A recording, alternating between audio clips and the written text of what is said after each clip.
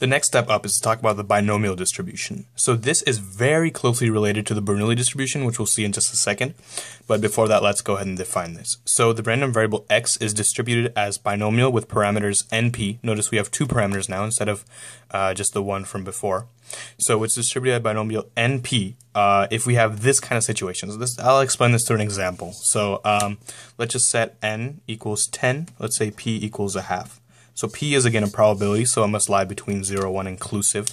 N is a number, so it must be an integer, such as 1, 2, 3, so on. So let's just say you live in some city where all the cars are either white or red. Okay, so now there's an equal number of both, and let's just say there's a huge number of both. So there's not really a problem of too few of them. So there's a huge number of both, but there's equal number of both.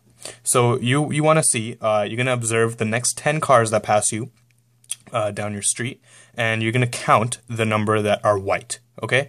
And let's just say everything is independent of everything else, so you're not, since there's half of the population is red cars, half is white cars, you're equally likely to see either one. So you're going to let x is going to be a count. X is going to be the count of white cars you see. So, for example, out of the 10 cars, maybe the first 2 are white. So then x would currently be 2. And then maybe you have a red one, then you have another white one. You would update x to 3. And then like that, for the next 10 cars, you count the number of white ones and you set that count. That's what x will be. Okay, so that's what we mean when we say x is distributed binomial np. And of course, you can have many different situations. This is just one situation. You can do the coin flips. You can count how many heads you have, and so on. And these can change. So p doesn't have to be a half. It can be 1/3 if the thing of interest happens 1/3 of the time, or something like that. Now, now that we have our definition, let's write this in a different form. Let's define some new random variables. We're going to say, and we're going to stick with these numbers just for the sake of example, but we can extend this to general n, which we'll do in a second. So we're going to define these new random variables, x1 all the way to x10. So these are 10 random variables, and what are they? We're going to say x1 is distributed as Bernoulli with parameter p, and also all the other ones up to x10 are distributed as Bernoulli with parameter p. Okay, so since they're all distributed the same, we said they're identically distributed, and furthermore, we're going to assume they're independent. So we often abbreviate this as IID, which stands for independent, identically distributed random variables, which these are. And they're independent because we're going to say that the value of x1, it doesn't affect the value of anything else, and it's not dependent on the value of any of the other 9 random variables. Okay, so let's see, why did I just define these random variables? What does that help us to do for this binomial random variable here? So we're going to see that x is equal to x1 plus all the way to x10. We're going to say it's a sum of all of these. And let's kind of give an intuition for this. So we're going to say x1 is defined as what?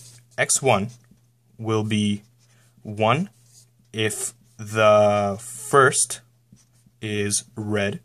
I think I said white before, but let's say we're counting red cars now. And it's going to be 0 if not. Okay, so let me just go over what this is to be sure. So x1, random variable Bernoulli, right? We're gonna set it equal to 1 if the first is red. So let's say we start observing cars, and a car drives by and it's red. We say, oh, it's red, so x1 must be 1. And if it's white, we say, oh, it's not red, so therefore x1 must be 0. And we define x2 all the way to x10 the same way, except not for car 1. That's for cars 2, 3, 4, all the way to 10. Okay? And we define all those the same way. Now, if we add up all of these, what's that going to be? So if we add up all the way to x1 to x10, that's going to be the count of the number of cars that's red, right?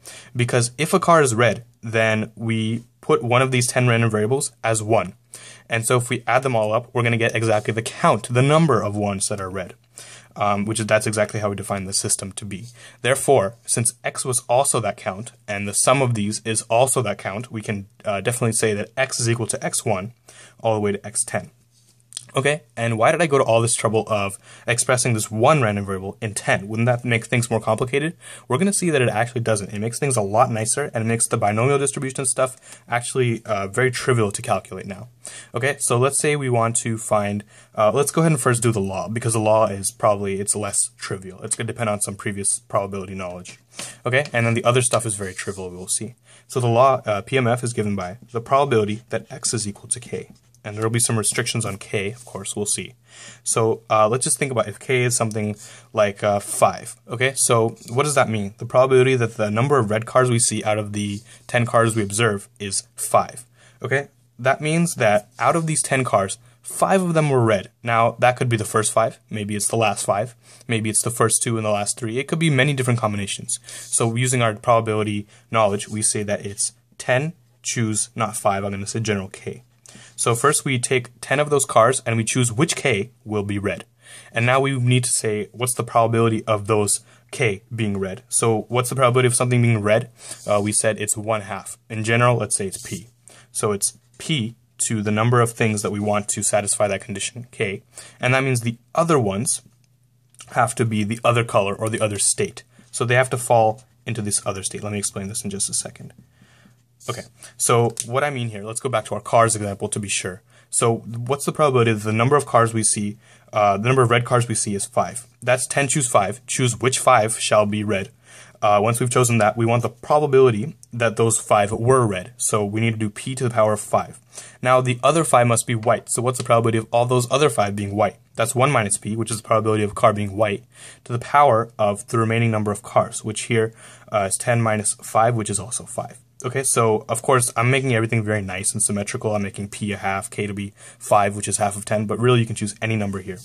Actually, let me put that restriction right now. So we're going to say the probability that x is equal to k is this big if here. If k is less than or equal to 10, less than or equal to n, and is greater than or equal to 0. I put 10 here because that was our example, but I need to be general. So k must be greater than or equal to 0 or less than or equal to n. And let's see why. Let's go back to our cars example to get an understanding. So if k was -1, if we didn't satisfy this in the lower direction, then I would be choosing -1 cars out of 10. That doesn't make any sense. So it needs to be, obviously greater than 0. Greater than or equal to 0, because I can choose 0 cars, which I want all of them to be white. Now k has to be less than or equal to n. What if it was n plus 1? Well, since n was the number of cars we had, that means let's say k is 11.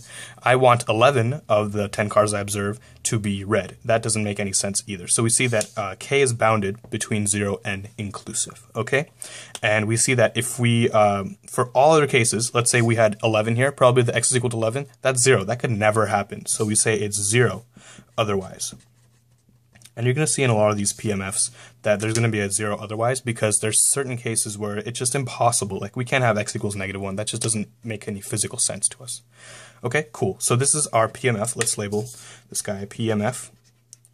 And that was the hard part. Everything else from here is pretty smooth sailing. So next things we're going to do, find the expected value, find the variance, find the moment generating function. And then we'll draw a little graph to make stuff sure. So what is the expected value?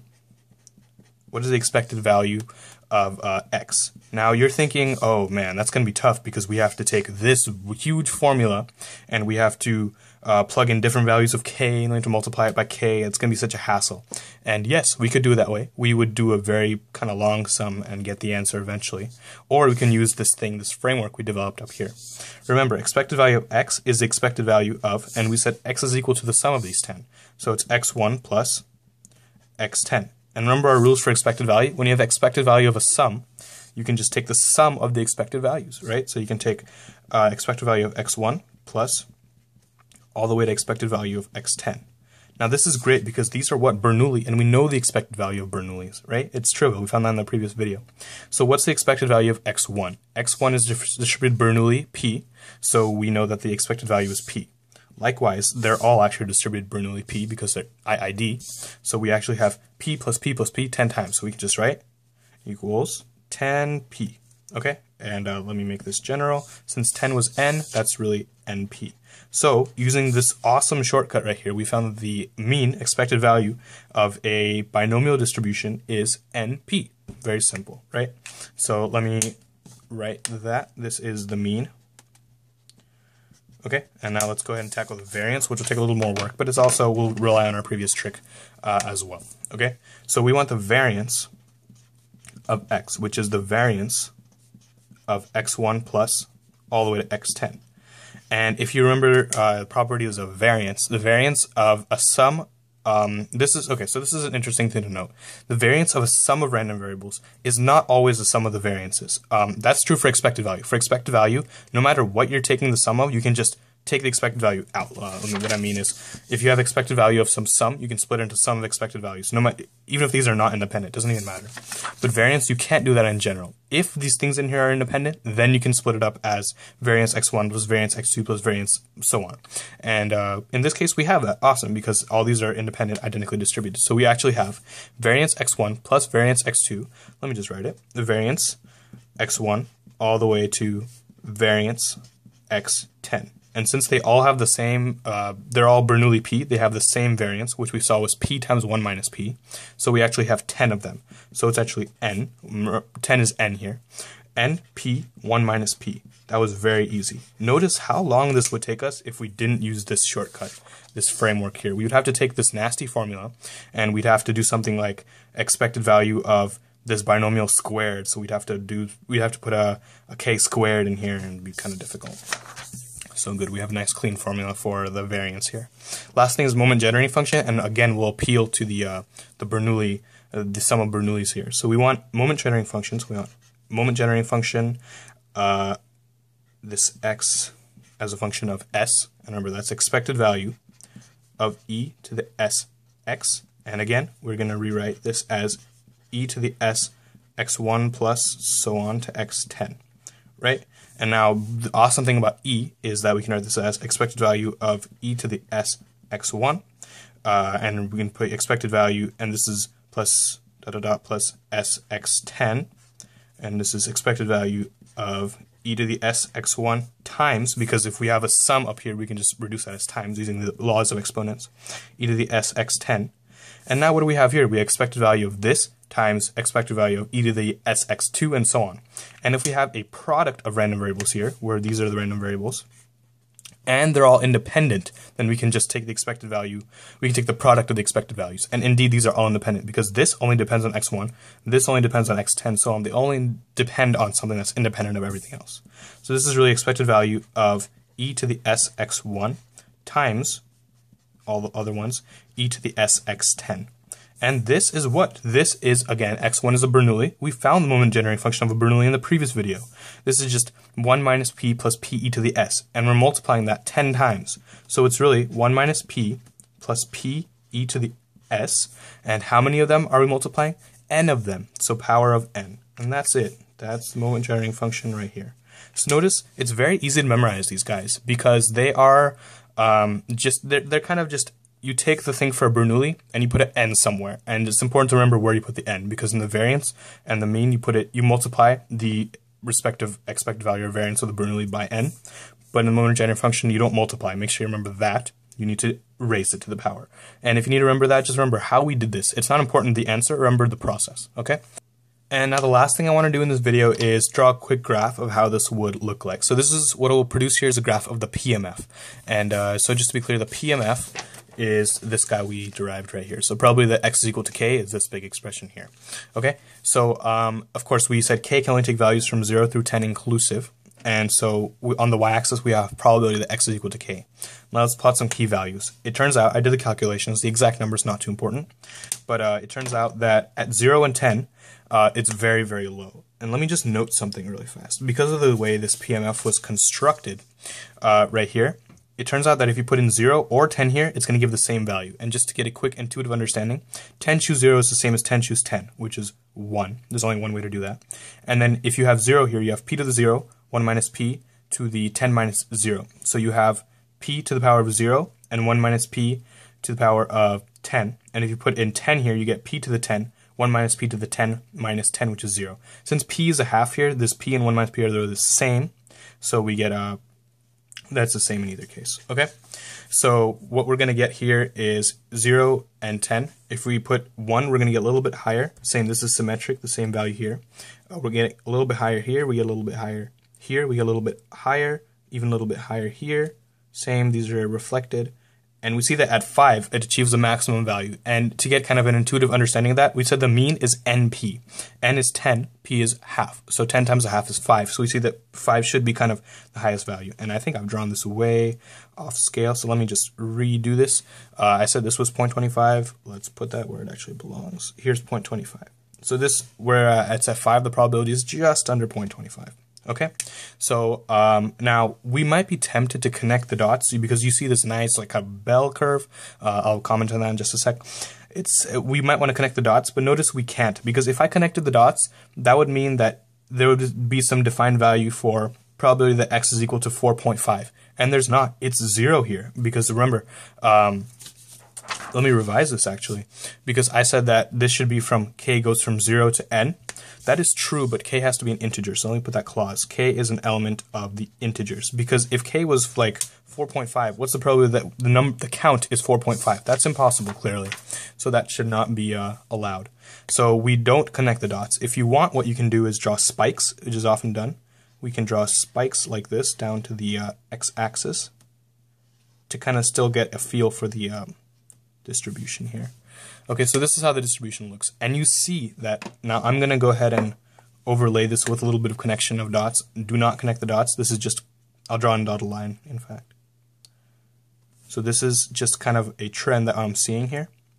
We see that this looks kind of like a bell curve. And in fact, if you have n big enough, different theorems that you probably learn later, or maybe you already learned, such as the central limit theorem, say that if you choose n big enough, here n is 10, it's not that big, but if you choose n to be a lot bigger, going 100,000 arbitrarily big, this actually approaches a normal Gaussian distribution, which is what common terms called a bell curve. Okay, so that's kind of interesting to see. So we'll be drawing this graph for other distributions as well, but this is our first one, and it's already looking pretty interesting.